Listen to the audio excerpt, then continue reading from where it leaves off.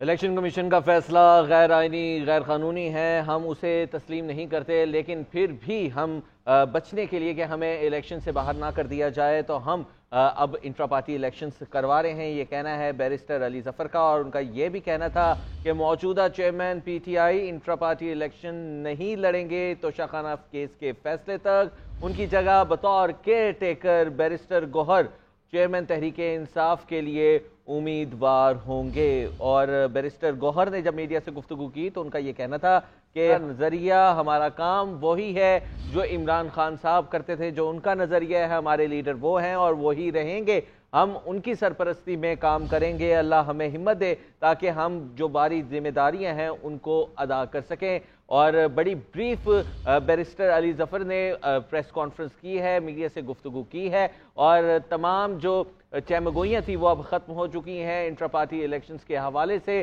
اور اس سے پہلے لطیف کھوسہ کی جانب سے بھی مختلف موقف سامنے آیا، پی ٹی آئی کے جو ٹویٹس تھے ان کی جانب سے مختلف وضاحتیں سامنے آئی اور انکار کیا گیا، لیکن اب تمام چہمگوئیاں دم توڑ گئی ہیں۔ فریحہ ادریس صاحبہ سینئر اینکر پرسن ہمارے ساتھ موجود ہیں۔ فریحہ صاحبہ بہت شکریہ آپ کے قیمتی وقت کا۔ میم، اب نشان نہ بدلے تو چیئرمین ہی بدلنے جا رہے ہیں، کیا کہیں گی آپ اس پہ؟ جی، اصل میں کافی کنفیوژن پھیلا کر بات تو وہی ہوئی ہے جو کل بھی ہو رہی تھی۔ کل جب مروت صاحب نے یہ اسٹیٹمنٹ دیا تھا تو سب کو عجیب اس لیے لگا تھا کیونکہ یوزلی اس قسم کی جو بھی ڈیسیژن میکنگ ہوگی یا اناؤنسمنٹ ہوگی وہ پی ٹی آئی کی کور کمیٹی کی طرف سے یا کسی پریس کانفرنس میں مختلف ممبرس کی موجودگی میں ایکسپیکٹ کریں گے لوگ کہ ہوگی، مگر اس پر کیونکہ ایک اسپیشل صورتحال ہے جس میں پی ٹی آئی کے جو موجودہ چیئرمین ہیں ان کا رابطہ بہت ہی محدود گراؤنڈز پر ہوتا ہے اور موسٹلی وکلا سے ہوتا ہے، وہ بھی چند ہی وکلا ہیں جو ان کا پولیٹیکل ونگ ہے، ان کا ان سے کوئی ڈائریکٹ رابطہ نہیں ہے۔ اس وجہ سے ایک کنفیوژن آپ کو بھرپور طریقے سے نظر آ رہی ہے پی ٹی آئی میں۔ پھر آبویسلی پی ٹی آئی کی جس تک صورتحال ہے جس میں ایک اسٹرکچرلی آپ اس کو ڈیمیج دیکھتے ہیں، بہت سے لوگ چھوڑ گئے ہیں جو ہیں وہ بھی چھپ رہے ہیں، جو چھپ رہے ہیں ان میں سے بھی سب کا پتہ نہیں ہے کہ کون ساتھ ہوں گے، کون کل چلے جائیں گے۔ تو ایسی صورتحال میں کیا ڈیسیژن میکنگ ہوگی، کیسے معاملہ آگے چلے گا، وہ کنفیوژن ہونی ہے اور وہ نظر آ رہی ہے۔ تو میم، آپ کو پارٹی کے اندر کوئی توڑ پھوڑ بھی نظر آ رہی ہے؟ کیونکہ جب ہم نے دیکھا ہے کہ جب لیڈران مائنس ہو جاتے ہیں کسی بھی پارٹی کے اندر، سیاست سے مائنس ہو جاتے ہیں تو پارٹی جو ہے وہ مختلف ناموں میں تبدیل ہو جاتی ہے، گروپس بن جاتے ہیں، تو آپ کو آگے مستقبل کے اندر پارٹی تقسیم ہوتی ہوئی نظر آ رہی ہے؟ آپ نے اتنی معصومانہ سوال کیا ہے کہ پارٹی کے اندر کوئی تقسیم نظر آ رہی ہے۔ پارٹی تو بھرپور طریقے سے ٹوٹ پھوٹ چکی ہے، تب اس کی پرانی جو فیز تھے، آپ کو کوئی مین لوگ ہوا کرتے تھے فور فرنٹ پہ، یا تو وہ استحکام پاکستان پارٹی میں چلے گئے ہیں یا وہ ویسے ہی بات ہی نہیں کر رہے ہیں۔ سو کمپلیٹلی ایک اوور آل ہے پارٹی کا، اور ابھی یہ مزید ہوتا ہوا خطرہ بھی موجود ہے جس کی طرف آپ اشارہ کر رہے ہیں، کیونکہ اس وقت جو ہم نے دیکھا جس وقت مروت صاحب نے آ کے کل اپنی اسٹیٹمنٹ دی، اس کے بعد وہ ہمارے پروگرام میں بھی تشریف لائے تھے، وہاں پہ بھی وہ اس بات پر بضد تھے، اور یہ وہ وقت تھا جب پی ٹی آئی کی طرف سے ان ایک ایسا اسٹیٹمنٹ دیا گیا تھا جس سے لگا تھا بظاہر کہ مروت صاحب نے غلط بیانی سے کام لیا ہے۔ تو وہ کافی ناراض بھی لگ رہے تھے اس بات پر، اور بار بار مضر تھے، بلکہ انہوں نے نام بھی لیا گوہر صاحب کا کہ وہ نامزد کر دیے گئے ہیں۔ اس کی وجہ سے یہ بات تو اب لگ رہا ہے، آج جب ہم نے دیکھا کہ لطیف کھوسہ صاحب جب ملاقات کر کے آئے انہوں نے بھی کہا کہ جی پارٹی چیئرمین تو وہی رہیں گے۔ اس کے بعد ہم نے دیکھا کہ پنچوتا صاحب کی طرف سے بھی ایک اسٹیٹمنٹ آیا، اس سے بھی یہ تاثر ہوا کہ شاید مروت صاحب نے غلط بیانی کی، لیکن جس وقت بیرسٹر علی ظفر نے آپ کی کلیئرٹی دے دی ہے تو لگ یہی رہا ہے کہ جو مروت صاحب بات کرے تھے وہ ایبسولوٹلی صحیح تھی، لیکن شاید ان کا طریقہ کار ٹھیک نہیں تھا۔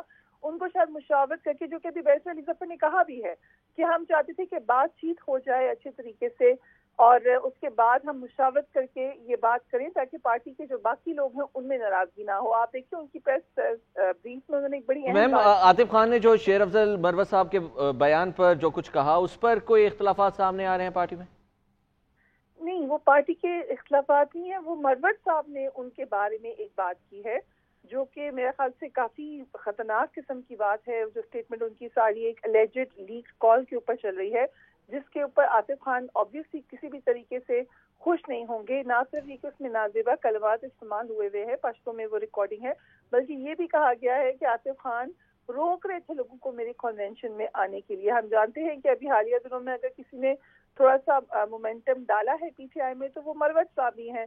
उन्होंने कन्वेंशन किए हैं। आज उन्होंने एक लंबा सा मैसेज लिखा है, उसमें भी उन्होंने भरपूर तरीके से कहा है कि मैं अकेला आगे ये काम कर रहा हूँ, बाकी लोग हैं।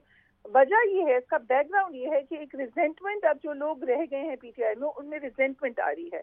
रिजेंटमेंट ये आ रही है कि हमारा खानदान परेशानी में है, हम लोग छुपते फिरे हैं, हमने जेलें काटी हैं, इतना प्रेशर उठाया है, और आप हमें बाईपास करके अगर अपने वकला के साथ डिसीजन मेकिंग कर रहे हैं तो हम लोग क्या कर रहे हैं इस पार्टी में। ये रिजेंटमेंट को एड्रेस करने के लिए कल मरवत साहब की जो बात थी उसको भी पीटीआई की तरफ से फौरन एक ट्वीट आई। आज आप देखें बैरिस्टर अली जफर ने पीटीआई की जानिब से भी ट्वीट की गई और उसमें तमाम बातों की तरदीद की गई। बहुत शुक्रिया फरिया इदरीस साहिबा, आपने हमें अपना वक्त। इलेक्शन कमीशन का फैसला गैर आइनी गैर कानूनी है, हम उसे तस्लीम नहीं करते, लेकिन फिर भी हम बचने के लिए कि हमें इलेक्शन से बाहर ना कर दिया जाए तो हम अब इंट्रा पार्टी इलेक्शंस करवा रहे हैं। ये कहना है बैरिस्टर अली जफर का, और उनका ये भी कहना था कि मौजूदा chairman PTI intra party election नहीं लड़ेंगे तोशाखाना केस के फैसले तक।